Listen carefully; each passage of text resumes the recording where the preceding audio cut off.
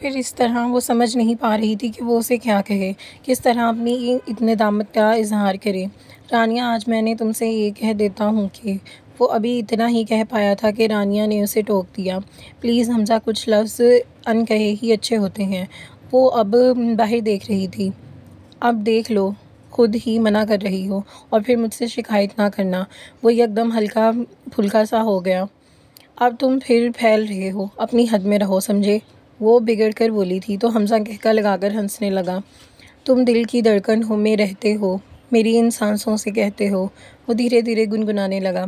आज ये लम्हे, ये पल, ये सातें उनके लिए यादगार बन गई थी। कोई इजहार नहीं हुआ था, मगर फिर भी सब कुछ वाज़ा हो गया था। वो एक दूसरे के लिए कितने अहम थे, ये उन्हें मालूम हो गया था। उसे लग रहा था कि वो पत्थर का हो चुका है। वो अभी अभी अपने फ्लैट में आया था। पिछले 3 दिन से वो मुसलसल जाग रहा था और नींद तो अब भी उसकी आंखों में नहीं थी। वो राहील को रुखसत करके आ रहा था। वो हमेशा हमेशा के लिए यहाँ से चला गया था, मगर डेड बॉडी की सूरत में। इंसान क्या और उसकी क्या हकीकत क्या। यहाँ हम बड़ी बड़ी ख्वाहिशात करके लंबी लंबी प्लानिंग करते हैं, मगर ये सब कुछ करते हैं। हमें थोड़ी नहीं देर के लिए ये ख्याल नहीं आता कि अगर हमने ना रहे तो कैसे ये ख्वाहिशात पूरी होंगी, कैसे ये प्लानिंग्स पूरी होंगी।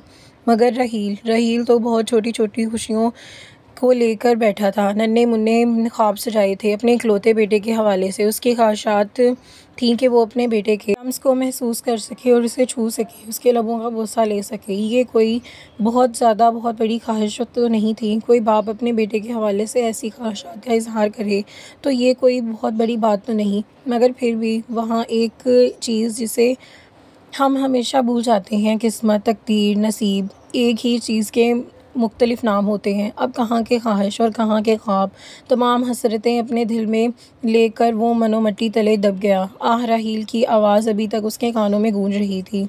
अम्मी कह रही थी कि मूसा ने एक दांत निकाल लिया है और अब तो थोड़ा थोड़ा चलने लगा है।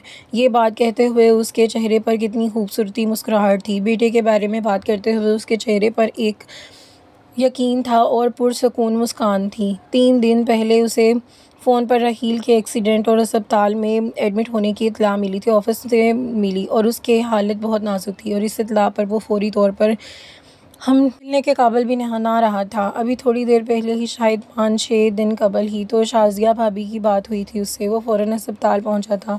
उससे शदीद चोटें आई थीं और शायद उसके पहुंचने का इंतज़ार ही कर रहा था। यार, अब अभी तो मैं मरना नहीं चाहता। अभी मैं मुझे मूसा की और शाज़िया, ये अम्मी, अब अब्बा और भी कुछ कहना चाहता था, मगर शायद सांसों की गिनती ख़त्म हो चुकी थी। कराची में 2 साल वो राहील के घर में ही रहा था। राहील उसका यूनिवर्सिटी फ़ेलो था। राहील की अम्मी ने उसका ख्याल बिल्कुल अपने बेटों की तरह रखा था। फिर राहील की शादी हुई थी और हर काम की ज़िम्मेदारी राहील के वालिद ने उसके सर पर डाल दी, बिल्कुल बेटों सा मान दिया। राहील का भाई अभी भी छोटा था, लिहाजा वो उसका भाई बन गया था। इस मौके पर राहील की लव मैरिज थी और इन दोनों ने कितने जतनों से अरेंज मैरिज करवाई थी, और राहील के वाले तो अभी भी तक नहीं समझे थे कि इन दोनों की लव मैरिज है। मूसा उनकी शादी के 2 साल बाद पैदा हुआ था। जब राहील को ये खबर मिली थी तो उसने पूरे ऑफिस में चॉकलेट्स बांटी थी। कितना खुश था वो इस दिन, जैसे उसे कारून का खजाना मिल गया हो, और इसका बस नहीं चलता था कि वो उड़कर पाकिस्तान पहुंच जाए। और शाज़िया भाभी भी तो हर हफ्ते मूसा की तस्वीर उसे सेंड करती थी। वो पूरी रात इस राहील के बारे में सोचता रहा और एक ही जगह बैठे बैठे गुजार दी। वो खुद राहील की डेड बॉडी के साथ जाने की हिम्मत नहीं कर पाया। क्या मुंह दिखाता वो राहील के वालिदैन को, उसके भाई को, वो सबसे बढ़कर शाज़िया भाभी को, जिनकी मोहब्बत का वहाद गवाह था। हानिया की शादी बखैरियत व आफियत से हो गई। अब उन लोगों की ज़िंदगी को अपने मामूल पर आने में थोड़ा वक्त लगा, क्योंकि हर मौका पर उन्हें हानिया आपी की कमी महसूस होने लगती थी। मगर खैर, आहिस्ता आहिस्ता सब सेट हो गया और इस दौरान हमजा को भी अच्छी नौकरी मिल गई थी। बल्कि नहीं, यूँ कहना चाहिए कि उसे उसकी मर्ज़ी की नौकरी मिल गई थी। बड़े मामू भी अब हमजा से खुश थे, लेकिन शायद हमजा को घर पर सुकून फ़िज़ा ज़्यादा पसंद नहीं थी। लिहाजा अपना पुराना रिकॉर्ड बरकरार रखते हुए उसने 8 महीनों के बाद फिर नौकरी छोड़ दी और जाहिद साहब एक दफ़ा फिर जलाल में आ गए, क्योंकि इस दफ़ा उसने कोई माकूल जवाज़ बताने की बजाय नौकरी छोड़ दी का एक डायलॉग बोला था, बकौल उसके बस मूड नहीं रहा। आज वो जाहिद साहब के हाथ आ ही गया था। मैं पूछता हूँ, तुमने ज़िंदगी में को समझ क्या रखा है? मजाक समझते हो ज़िंदगी को? खाया पिया, खेला कूदा और आवारागर्दी की। बिल्कुल बाहर सहन में खड़े हुए वो उसकी बेइज्जती कर रहे थे। मियाँ, ये ज़िंदगी है, इस तरह नहीं गुजरती। यूं ही हंसी मजाक में हज़ार पापड़ बेलने पड़ते हैं ज़िंदगी की गाड़ी को चलाने के लिए। मगर तुम्हें क्या फ़िक्र, तुम्हें तो सब कुछ आराम से मिल रहा है, इसलिए कदर नहीं करते। वो कहते कहते बाहर चले गए, मगर वो अभी भी अपनी जगह से हिल नहीं सका था। तो आखिर ताना दे ही दिया। हम इनके टुकड़ों पर पल रहे हैं। शाम का वक्त था, सब अपने अपने कामों में मसरूफ़ थे। वो वहीं खड़ा न जाने कैसी कैसी मनफी सोचों में गुम था। हमज़ा, क्या बात है, इस तरह क्यों खड़े हुए हो बाहर? अपने कमरे से निकलती बड़ी मुमानी ने उसे बाहर खड़े देखा तो वो पूछ बैठी। उसने एक नज़र उन पर डाली और फिर तेज़ी से चलता हुआ बाहर निकल गया। घर में बेरी तो पत्थर तो आते ही हैं, यहाँ हवेली में तो बेरियां ही बेरियां हैं। वो दोपहर को घर आया था तो खिलाफ़े मामूल काफ़ी चहल पहल रहा था। अरे भाई, खैरियत तो है? आज कौन से मेहमान खसूसी तशरीफ़ ला रहे हैं जिनके लिए इतनी तैयारियां हो रही हैं? उसका पहला टाकर ही रानिया से हुआ था तो वो पहले से भरी भरी बैठी थी। उस पर उलट पड़ी। तुमसे मतलब? घर में चाहे कोई भी आए, कोई चाहे जाए, तुम आवारागर्दी ही करते रहना। हम मरें या जिए, तुम्हें इससे कोई मतलब नहीं होना चाहिए। तुम एक इंतहाई खुदगर्ज इंसान हो, सुना तुमने? वो भागते हुए अंदर चली गई और वो उलझन भरी नज़रों से उसे रास्ते को घूरने लगा जहाँ से वो अंदर गई थी। अरे तुम इस वक्त घर से कैसे नज़र आ रहे हो? आयशा चावलों की परात लेकर किचन से बाहर निकली थी तो इस तरह खड़े देखकर उसे खुसूसन इस वक्त घर में देखकर हैरत हुई थी।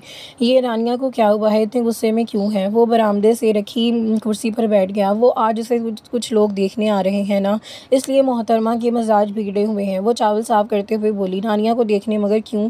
वो समझ ही नहीं पा रहा था कि वो क्या कह रही है।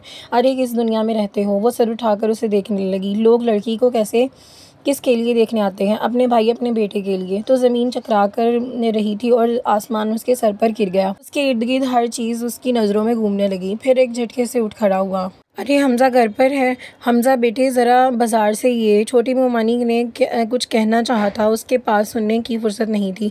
वो तेज़ तेज़ चलता हुआ बाहर को निकल गया। उसे घुटन महसूस हो रही थी, जैसे हवा में ऑक्सीजन कम हो गई हो। और फिर न जाने कितने घंटे वो बेमकसद सड़कों पर फिरता रहा और चलता रहा। कहाँ थे तुम? दरवाज़ा आरफा बेगम ने खोला। वो आज कितने अरसे बाद घर देर से आया था। मैं पूछ रही हूँ कि कहाँ थे तुम इतनी देर से? वो बिना जवाब दिए ही अपने कमरे में चला गया और वो भी उसके पीछे पीछे चली गई। कहीं नहीं था, यहीं था। उसने अजीब सा सवाल पर अजीब सा जवाब दिया और बेड पर लेट गया। हमज़ा, खुदा के लिए। उन्होंने उसके आगे हाथ जोड़ दिए तो वो फ़ौरन उठकर बैठा। खुदा के लिए रहम करो मुझ पर और मेरे बुढ़ापे पर। जाहिद भाई तुम्हारे लिए कितने परेशान हैं। आखिर तुम चाहते क्या हो? ना तो तुमने उनके साथ काम करना है, ना कोई जॉब करनी है। आखिर तुम क्या करना चाहते हो ज़िंदगी में?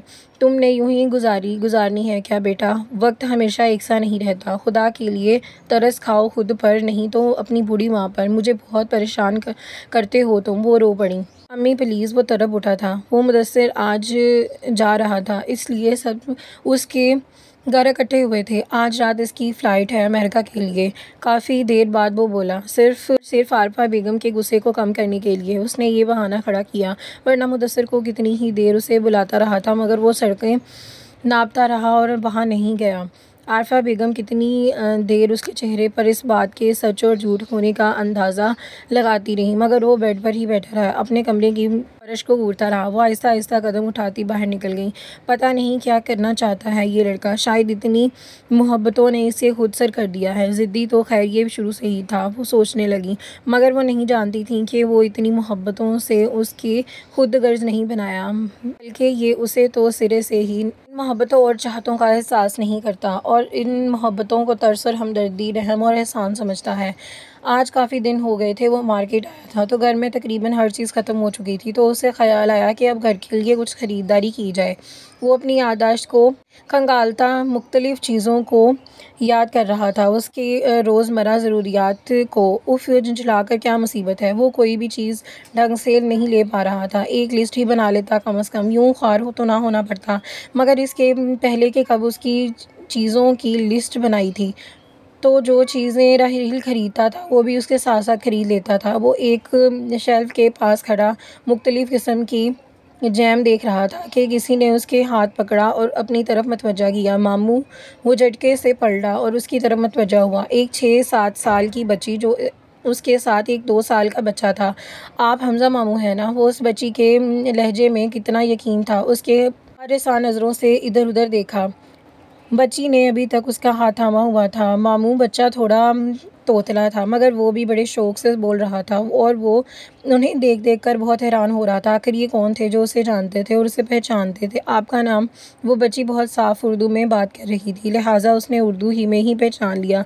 मैं मुस्कान हूँ और ये मेरा बड़ा भाई है कासिम। बच्ची ने उसके सर पर धमाका किया। वट वो जोश से बोला। मुस्कान, यानी तुम, मेरा मतलब है आप हानिया आपी की बेटी हो। वो घुटनों के बल बैठ गया। बच्ची ने इस बात में सर हिलाया तो उसने उन दोनों को अपने सीने से लगाया। उसे यकीन नहीं आ रहा था कि वो दोनों उसके सामने खड़े हैं और उन दोनों की चटाचट चूम रहा था। तुम लोगों को मम्मा कहाँ है? उसने मुस्कान से पूछा। वो फुफ्फो के साथ अपनी फ्रेंड के साथ बातें कर रही हैं और हम दोनों खड़े होकर थक गए थे तो इसलिए इधर आ गए। उसने कासिम को उठाया, मुस्कान की उंगली पकड़ी और बाहर निकल गया। तुमने मुझे पहचाना कैसे? उसने हैरत होकर पूछा। इतनी छोटी सी तो हो। जब वो वहाँ से आया तो कासिम और हानिया आपी का नया पीस था। मम्मा तो हर वक्त आपकी बातें करती रहती हैं। आपकी इतनी सारी तस्वीरें भी रखी हुई हैं हमारे पास। नानो, हमज़ा मामू आई क्रीम खानी है।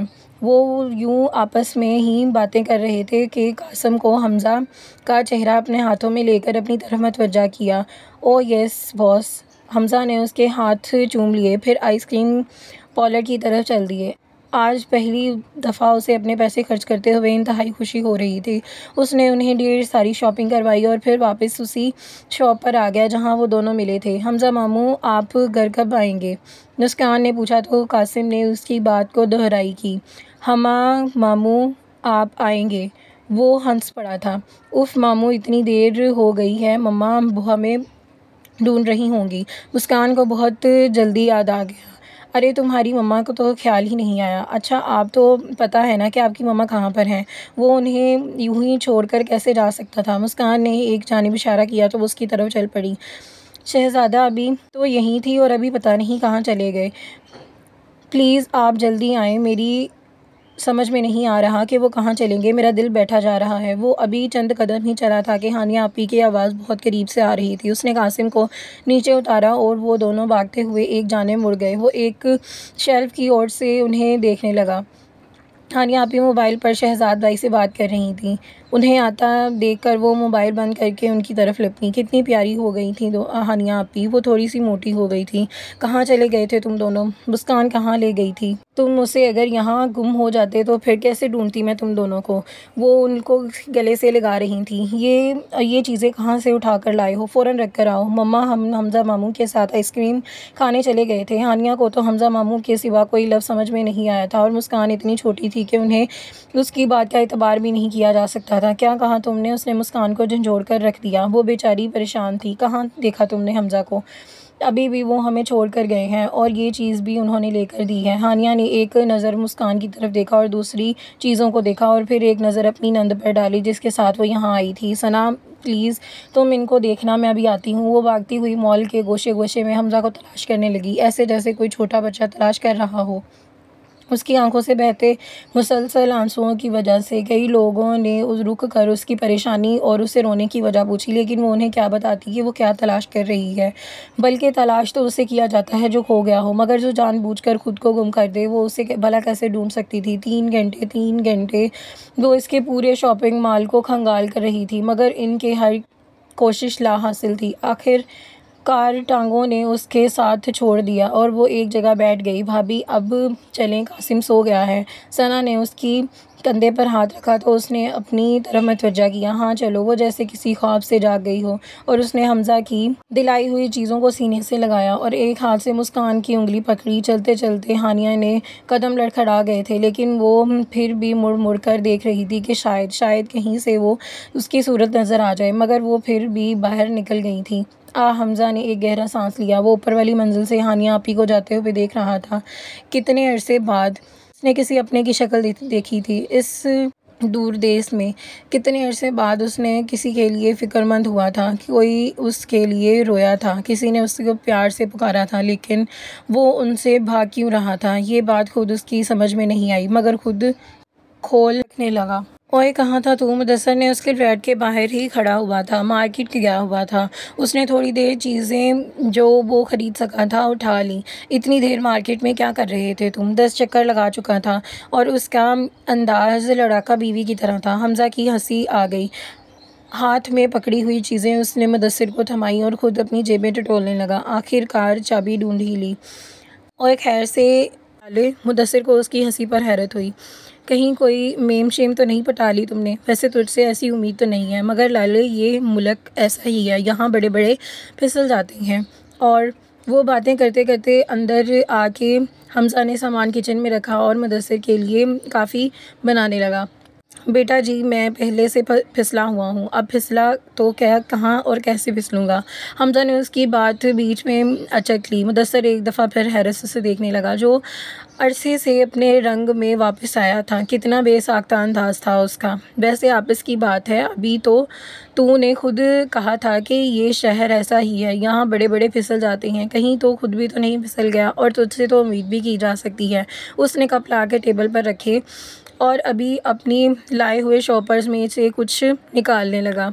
लो जी, मैं तुमसे हमदर्दी कर रहा हूँ और तुम उल्टा मुझ पर ही मशकूक नज़रों से देख रहे हो। हाय हाय, नेकी का तो अब ज़माना ही नहीं रहा। और वैसे भी अगर फिसला भी होता तो फरा की एक गुरी पर मैं उठ खड़ा होता। उसने अपनी मंगेतर का नाम लिया, जिससे उसकी बड़ी मुश्किल से मंगनी हुई थी, क्योंकि मुश्किल से हुई एक अलग दास्तान है। और अब एनर्जी भी नहीं रही किसी नई हंगामा आराई के लिए।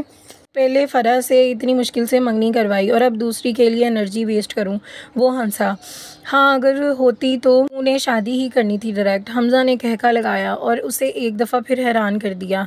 अच्छा छोड़ यार शादी वादी का चक्कर, ये खबर सुन, उसने संजीदगी से कहा। वो रिबा बता रही थी कि हानिया अपी आई हुई है अमेरिका किसी नंद के पास, और शायद 5-6 दिन में चली जाएंगी, सीधी पाकिस्तान जाएंगी। वो अपनी बात कह चुकने के बाद मुदस्सिर ने उसके चेहरे को देखा, जहां नॉर्मल तासुरात थे। हाँ मुझे पता है, मैं अभी मिलकर आया हूँ उनसे। हमज़ा ने बात मुकम्मल की तो मुदस्सिर को 1000 वाट का करंट लगा। तुम मुझसे मिले? कहाँ पर मिले? उसे यकीन नहीं आ रहा था। ओहो, आराम से बैठो यार, सारी बात बताता हूँ तुमको तफसील से।